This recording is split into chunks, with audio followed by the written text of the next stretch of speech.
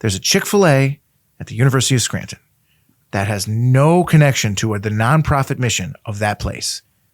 That square footage for just the Chick-Fil-A, which they make rent from and Chick-Fil-A makes profit from, needs to be on the tax rolls. So, that's a good idea. Yeah. And it's low hanging fruit. It's like, boom, that we're decertifying your nonprofit status for this amount of square feet because this has nothing to do with your mission. That's an interesting idea. You're welcome. We all might be welcome if anybody has the balls to go through with it. Yeah. Oh, and actually, I'm going to give you the test case because the test case is from like 15 years ago.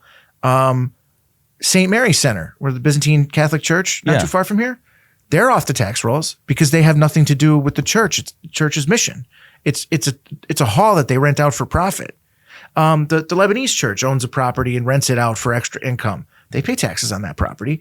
So, because here's the thing, the logic of the University of Scranton, and do they make an economic contribution? Absolutely. But you know what? Collectively, the city of Scranton and every resident also does. So you can't just say, I make an economic contribution.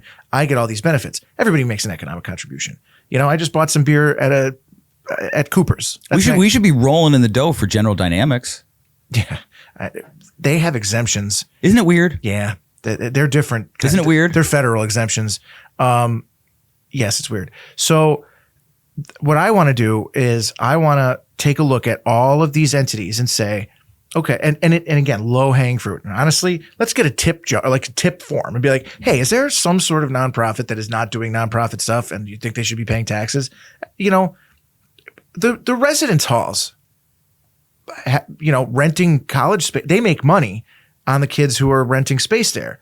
That has nothing to do with the educational mission. The parking lots where they charge for parking, nothing to do with the educational mission. There's a Starbucks there, nothing to do with the educational mission.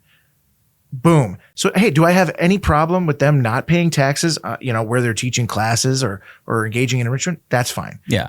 Or having basketball games or. Yeah. Related to the, you know, sporting, whatever. Yeah. That's fine. But think about the inverse of the university's argument for tax exemption. Well, it supports the larger mission. Well, then buy the whole freaking city. Buy my house. Yeah. And I'll pay you rent because owning that helps you with your educational mission. But now I don't have to pay taxes. We looked into some of that stuff. What was shocking to me was that 40% of the nonprofits in Lackawanna County are in Scranton. Oh God, yeah. And I think the percentage of and that includes the University of Scranton as one. Yeah. Yeah. And there is an immense amount of non-taxable property in the city's government. You know, I think there's 17 schools in the Scranton School District. None of them are paying taxes.